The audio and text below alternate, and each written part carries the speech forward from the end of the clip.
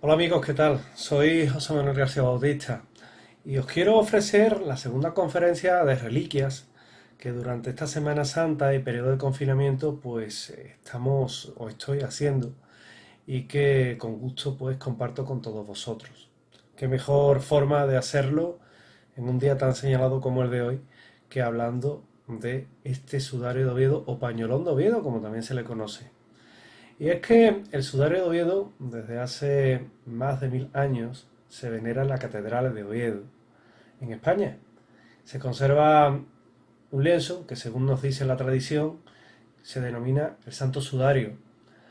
Dado su tamaño, no puede tratarse de la sábana de Cristo, pero siempre se le ha considerado como el Sudarium Domini y en las últimas décadas pues, se han realizado múltiples estudios científicos que, bueno, sobre todo se han orientado a desentrañar su significado y el significado que tiene todo ese conjunto de manchas que difiere bastante de lo que es la sábana santa.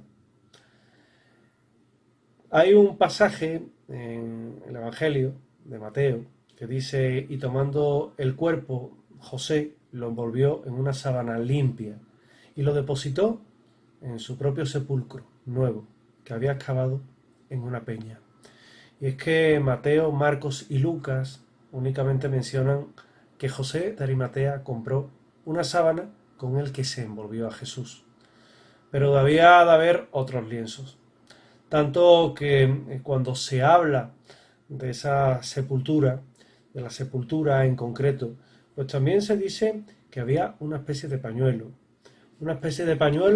y unos pies, a sus pies que se encontraron una serie de vendas que podían corresponderse con otros lienzos, salvando la diferencia con el Santo Sudario, que estaban también allí, que podían ser las mismas vendas que se utilizaron para envolver el cuerpo y mantenerlo fijado a la sábana. Es curioso porque Juan dice, y salió el difunto atado de pies y manos con vendas, y su rostro estaba envuelto en un sudario. Y es muy curioso porque un sudario cubría siempre la cabeza del ajusticiado. En Oriente era y es frecuente usar el pañuelo para recoger el sudor de la cabeza. Sudor de la cabeza y el cuello, y de ahí el nombre que tiene, sudario, porque sirve para eso. Sabemos que era obligatorio cubrir con un sudario la cabeza del ajusticiado, que moría con el rostro deformado y con una expresión de horror bastante fuerte, y por eso se le daba un uso funerario. La sábana y el santo sudario son dos lienzos compatibles. Si en la sepultura definitiva se usaba un lienzo grande que cubría el cuerpo entero, incluía la cabeza, no era necesario el sudario, pero sí tenía un fin que era contener la sangre del difunto que no podía desecharse sin más, puesto que los hebreos consideran que en la sangre está el alma y todo lo que contuviera la sangre debía dejarse en la sepultura a la espera de la resurrección. En los antiguos textos ya hablan de esto. Los evangelios, por ejemplo, canónicos, mencionan los lienzos en la sepultura de Jesús, que nos dicen que en este caso, pues los apóstoles no estuvieran allí desde luego para recogerlo, pero sí es normal que se depositaran allí porque la profanación de la sepultura se castigaba con la muerte. Por tanto, nadie iba a querer, primero, no enterrar al difunto con esos lienzos con sangre y segundo, robar unos lienzos manchados de sangre, puesto que va en contra de su religión. San Braulio, en el siglo VII, en la carta 42 a Tajón, afirma: Juan y Pedro recogieron los lienzos y se los llevaron cuidadosamente plegados. Cambiamos de cámara. Porque en este caso la Cámara Santa de Oviedo tiene mucho que ver con todo esto. Es un recinto más antiguo que la propia catedral. Está construido en el siglo IX, del 9 a 10, por el rey Alfonso II el Casto, como parte de lo que era el recinto religioso y palaciego de la capital. Y desde hace siglos hace las funciones de cámara del tesoro y que sirve para albergar las reliquias. El sudario ocupa el lugar central tras la cruz de los ángeles. En el fondo de la estancia ocupa un lugar destacado el armario de 1959 que alberga el Santo Sudario. y es la reliquia que actualmente más conocida es de Oviedo. Y aunque no siempre ha sido popular, sí ha estado custodiada con el máximo respeto y también venerada en este lugar desde su construcción en el siglo IX. Actualmente se bendice con el sudario 3 veces al año, el Viernes Santo, el 14 de septiembre y el Día de la Santa Cruz. Y también el 21 de septiembre, que es la octava, pero la fama sobre todo la tiene el sudario de Oviedo, el relicario de Oviedo, porque es multisecular. A ella debe la catedral el sobrenombre de Santa Ovetensis, y que ya en la Edad Media los peregrinos del Camino de Santiago consideraban imprescindible su visita. El Arca Santa es símbolo de la traslación de las reliquias. En el centro de la Cámara Santa, que es muy recomendable ver cuando se viaja a Oviedo y al Principado de Asturias, pues nos vemos un arca que está recubierta de plata.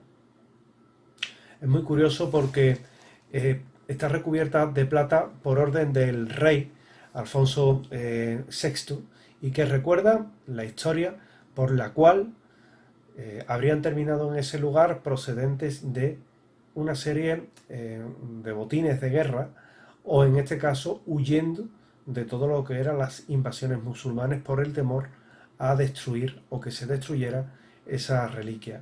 Y son una serie de reliquias muy importantes en verdad. Tenemos que tener en cuenta algo también importante, y es que en el siglo VI ya se custodia en Tierra Santa el sudario. Unos peregrinos de Piacenza en el año 570 testimonian que desde el lugar del bautismo de Jesús, en una gruta que visitaron 7 muchachos vírgenes, monjes, custodiaban el sudario que había estado en la cabeza del Señor.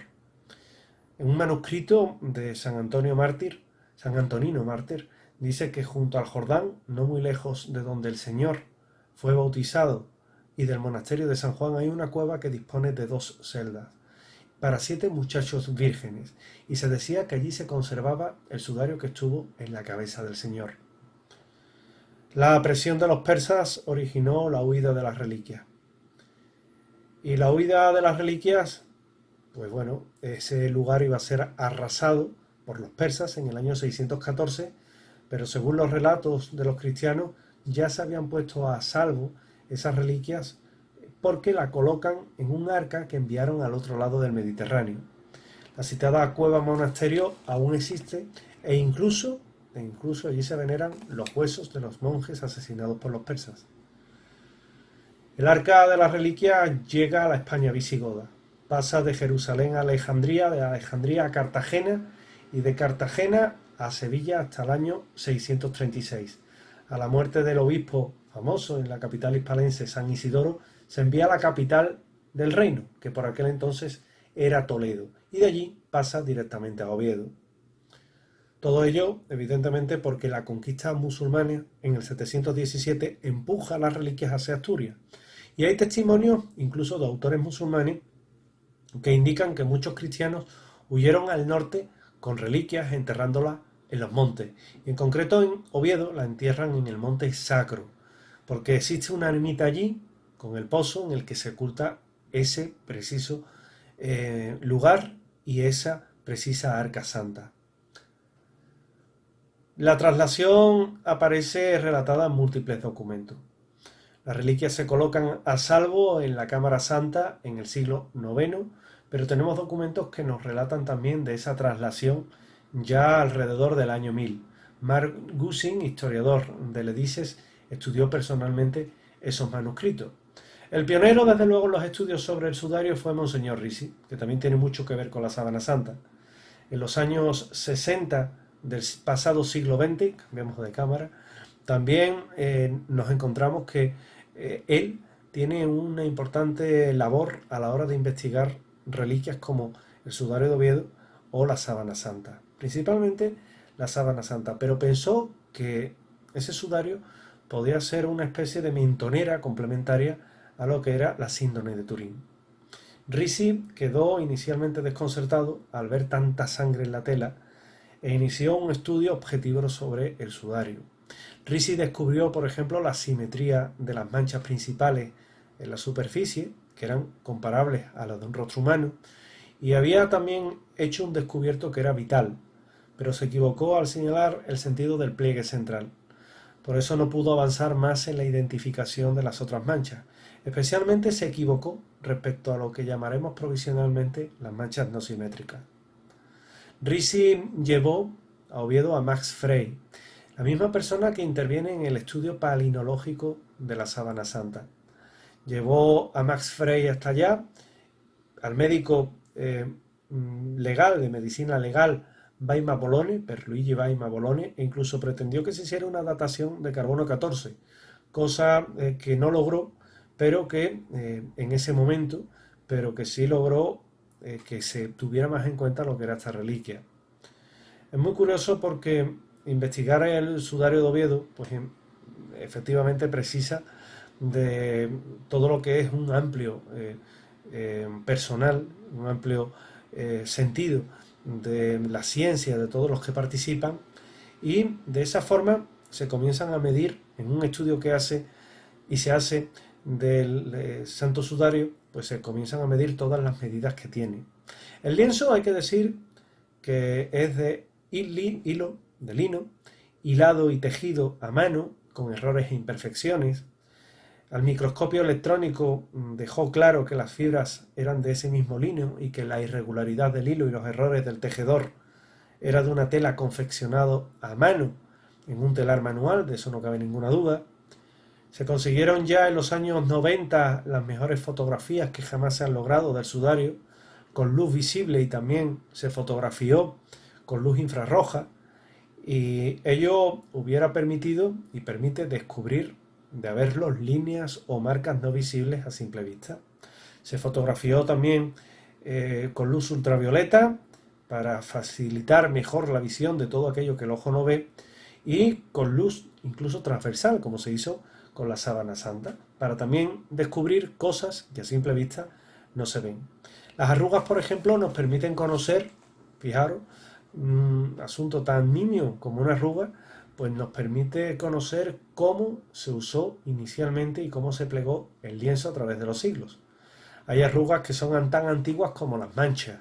Eso demuestra, por ejemplo, que viendo algunas que son ejes simétricos, pues es que tienen una familiaridad con las manchas. Es decir, caló, y sobre ese calado pues se empapó de sangre y dejó manchas que son absolutamente correspondientes con la tortura o con algo que estuvo sangrando bastante y que se le puso a modo de paño que envolvía la cara.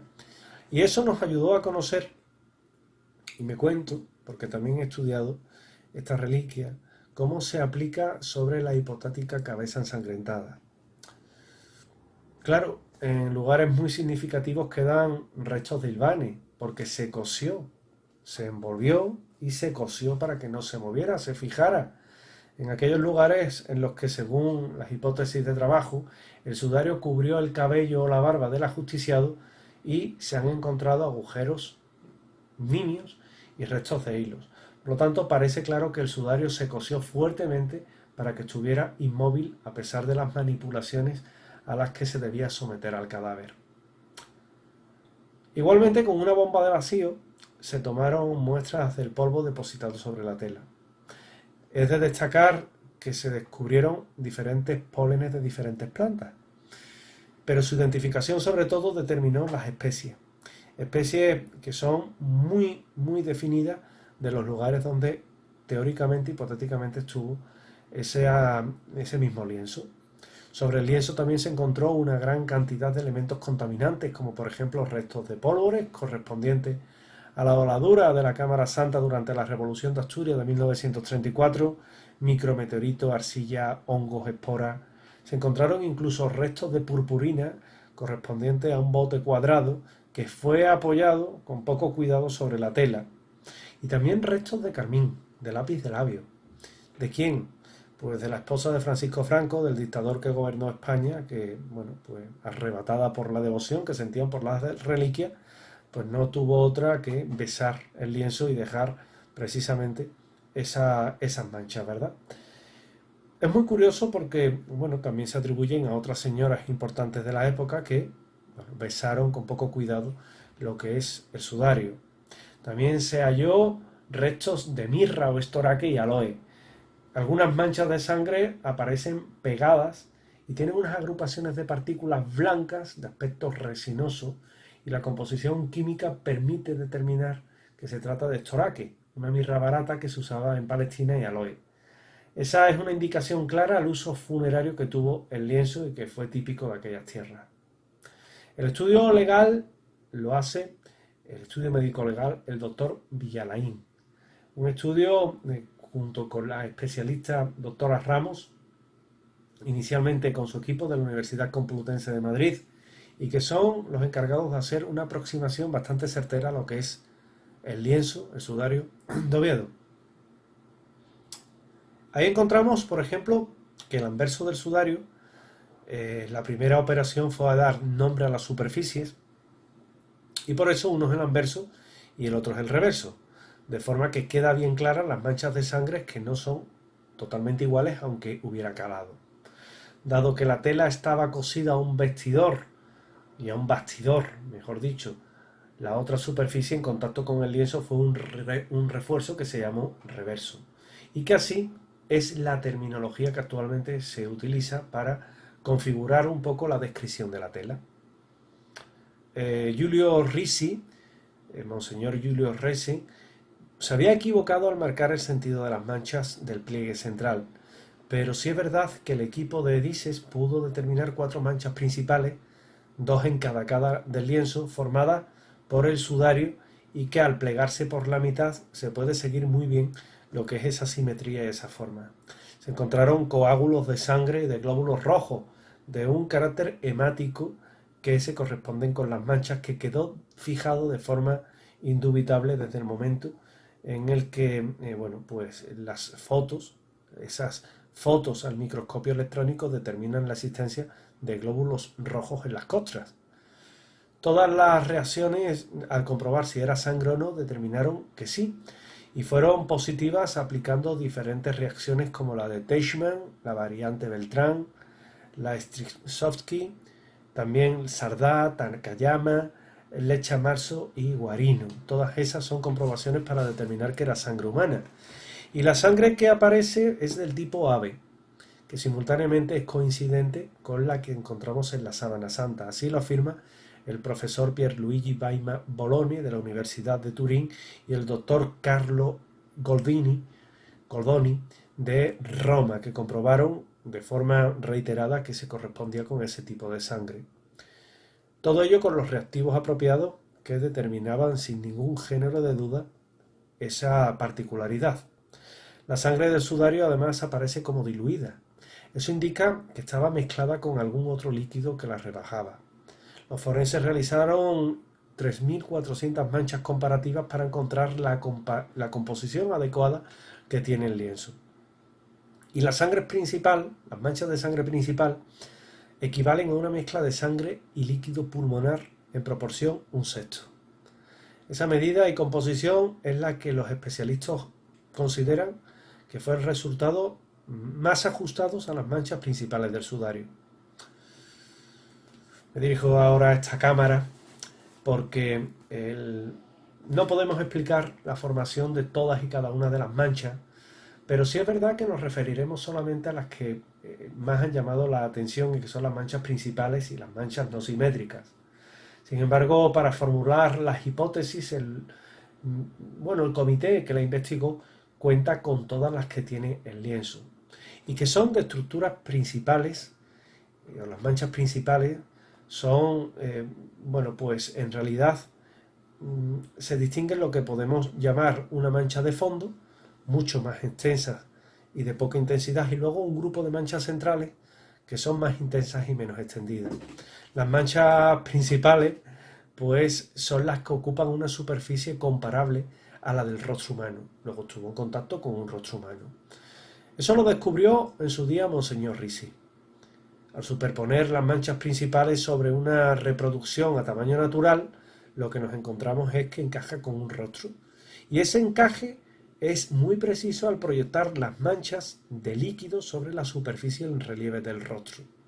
Por tanto, es necesario por ejemplo, tener en cuenta los 2 centímetros del saliente de la nariz, puesto que eso no es un rostro plano. Las manchas se encajan con un techo y con un busto en 3 dimensiones. El estudio geométrico que hace el ingeniero Ángel del Campo se plasma en un busto con las medidas que proporciona el sudario. Se colocan las manchas sobre un rostro en 3 dimensiones y eso hace que encaje perfectamente. Por ejemplo, es sorprendente cómo todas cobran sentido y cómo los regueros de líquidos que salen de la hipotética boca tienen absolutamente un sentido fidedigno con el lienzo. Y aquí entran los forenses, porque identifican los lugares del sudario correspondientes con el busto, las marcas, los puntos, en este caso, propios del rostro humano, la punta de la nariz, las aletas nasales, los labios, que son elementos anatómicos con los que encaja perfectamente el sudario de Oviedo. Los focos de líquido que formó la mancha de fondo parecen ser los orificios de la respiración, la nariz y la boca. La sangre humana únicamente puede salir por un orificio o por una herida, pero la sangre mezclada con líquido pulmonar no puede salir más que por los orificios de respiración. Justo en el centro es donde se encuentran los coagulitos que quedaron en torno a las aletas nasales. Las manchas de fondo tienen 2 direcciones, hacia arriba y hacia abajo, y no hay ninguna posición de un cuerpo humano que explique que el líquido fluya así. La explicación es que el cuerpo tuvo 2 posiciones. La mancha de fondo se formó en 2 momentos sucesivos. La parte inferior de la mancha de fondo se produjo estando el cuerpo principal y el cuerpo en vertical y la cabeza colgando, y la parte superior también al voltear el cuerpo hacia adelante, dejándolo boca abajo, y eso provocó la proyección del líquido. La proyección y la experimentación ha permitido reproducir el mecanismo de formación de las manchas. En una primera posición el cuerpo estaría en vertical, con la cabeza inclinada unos 70 grados. Es la única forma que lo explica. 70 grados hacia adelante. Y luego 20 grados a la derecha del eje vertical. Entonces ello impregna la zona del bigote y la barba. La segunda posición se mantiene en el giro de la cabeza con 20 grados a la derecha, pero el cuerpo ya quedaría tendido hacia adelante, variando la inclinación de la cabeza en 115 grados. Las manchas centrales que han formado las salidas sucesivas por el líquido son las que se quedan plasmadas, por tanto, en el sudario de Oviedo. Podemos diferenciar varias salidas sucesivas de líquido que producen una serie de manchas que están sobre la mancha más extensa, que es la mancha de fondo. Y la experimentación también se corresponde con una serie de manchas experimentales que demuestran que en el tiempo transcurrido entre la salida del líquido que se formó y la mancha de fondo da sucesivas oleadas a formar las manchas centrales que sitúan entre los 45 y los 60 minutos en los que podemos identificar ese tiempo en el reo ya fallecido. Las huellas de las manchas centrales se han podido determinar, las huellas de los dedos y las manos que intentaban frenar la salida del líquido, es decir, alguien que lo estuvo taponando. Su forma induce a pensar que se aplicaron presiones con los dedos sobre los puntos, puesto que la presión hace que el líquido acuda a la zona presionada. Otras manchas, por ejemplo, estudiadas son las manchas no simétricas, que se encuentran en la zona izquierda del reverso, no simétricas, que son bastante significativas, lo cual no significa que la mancha, en este caso difusa, o la mancha, se expandió como un acordeón. Es también una medida importante, puesto que dentro de las manchas no simétricas encontramos 3 focos también de manchas. Y también hay manchas que podríamos decir que son puntiformes. Manchas puntiformes que son pequeñas manchas originadas por pequeñas hemorragias que produjo algo redondeado, característico, y que tienen un núcleo central oscuro y un halo más claro.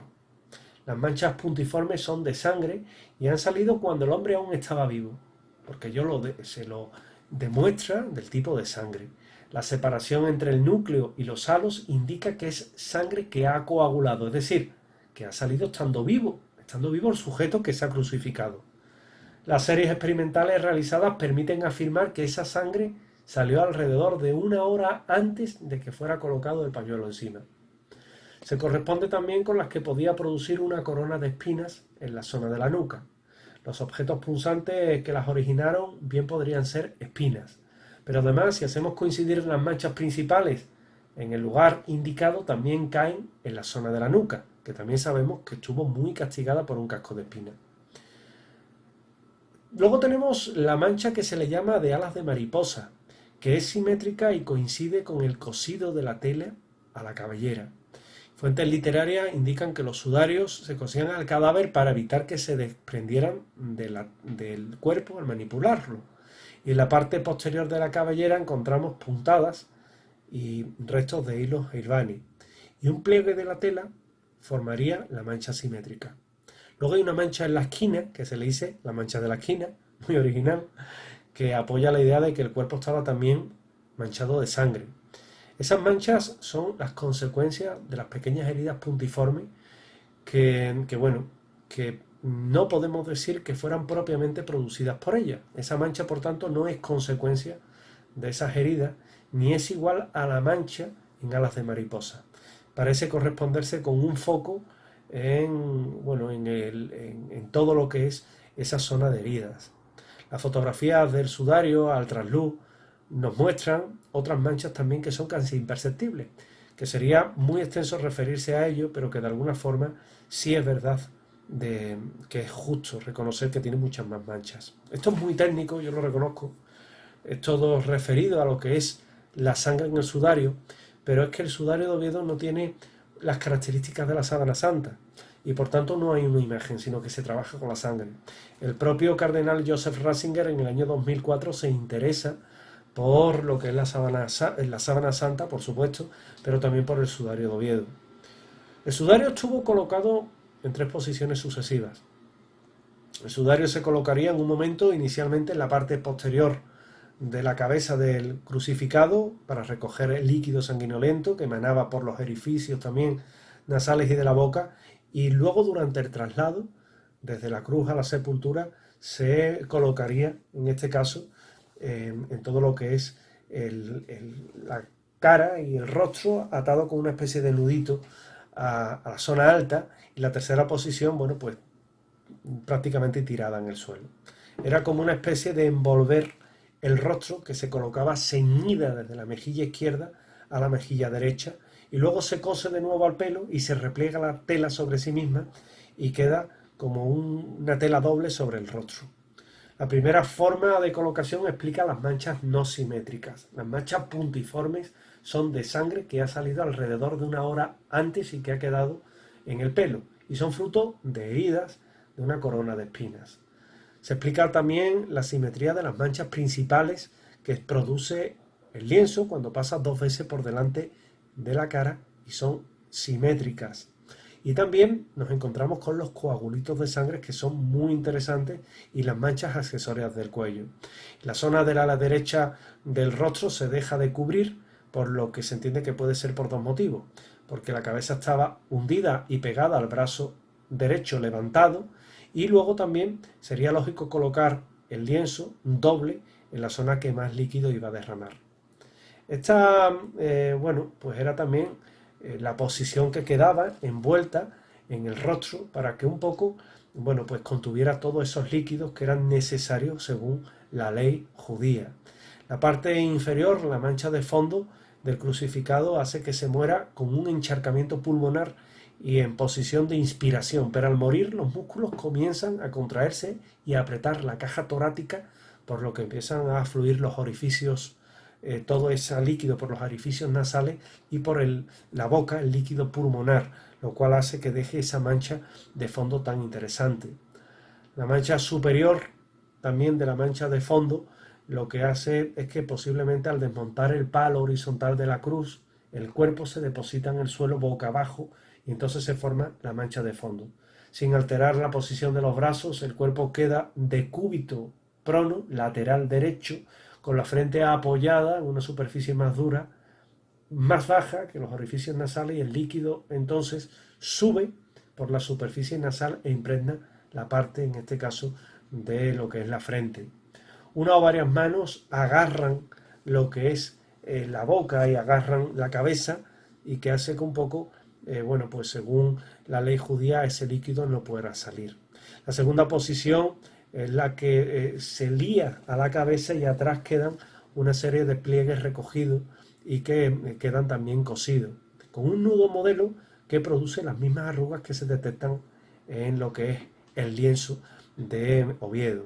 Posteriormente, bueno, se descubre que Nono de Panópolis menciona un nudo en el sudario de Cristo que se corresponde perfectamente con lo que nos encontramos en el sudario de Oviedo.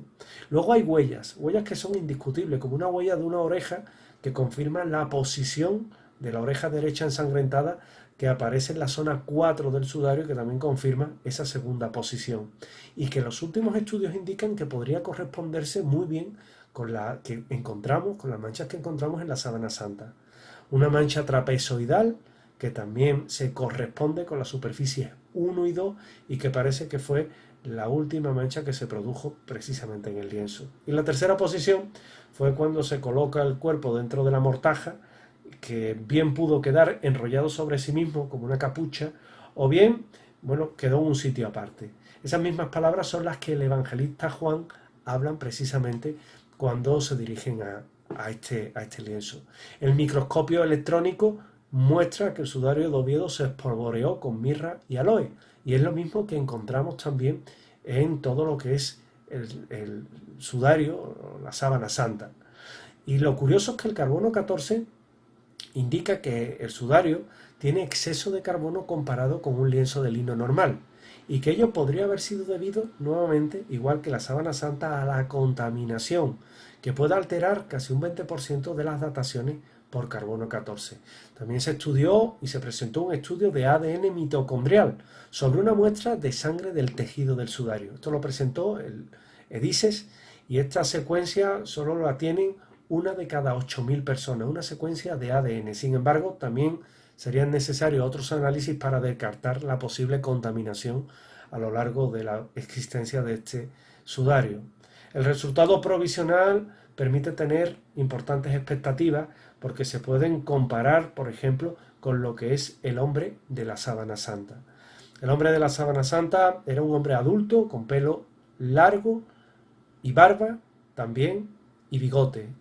Era de morfología compatible con un hebreo, de sangre tipo AB, que fue torturado y su rostro deformado, que tiene sangre vital y sangre de cadáver, con una posible corona de espinas, un casco, que murió en vertical, con los brazos en alto y apoyados en los pies, crucificado, de un edema en un pulmón agudo, que fue descendido y transportado al suelo, que se cubrió su rostro con un sudario, con un tejido de dimensiones semejantes, que el sudario se espolvoreó con mirra y aloe y que se encontró enrollado sobre sí mismo, que ese sudario fue el que se venera también en la ciudad de Oviedo y que podría tener una correspondencia clara con el que encontramos en Turín, con la sábana santa.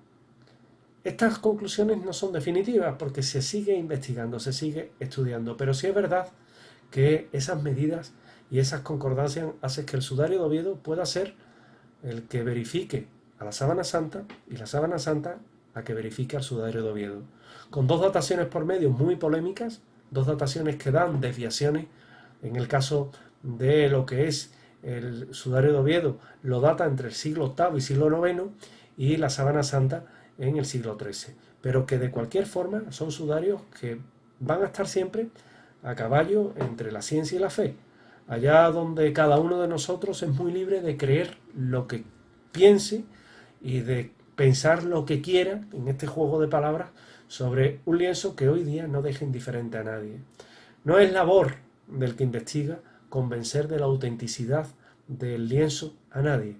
Es labor del que investiga el tratar de dar todo aquello que es ciencia, luz y verdad a un lienzo, a un sudario que se conserva en Oviedo y que puede que estuviera en contacto con un hombre que fue crucificado hace 2000 años y con un hombre que sufrió la misma pasión que Jesús de Nazaret, por todas las conclusiones que os he dado. Creer o no creer en su veracidad ya es asunto de cada uno de nosotros, allá donde la razón no tiene por qué estar discutida con la fe, aunque muchas veces cueste trabajo que haya una convergencia entre ambas, pero que en cualquiera de los casos es uno de los lienzos y de las reliquias más apasionantes de la cristiandad. Era el motivo de hoy, a dos cámaras, que he querido hacer con vosotros en esta conferencia sobre el Sudario de Oviedo, que complementa a la que ya di sobre la Sábana Santa y que espero que hayáis disfrutado. Muchísimas gracias.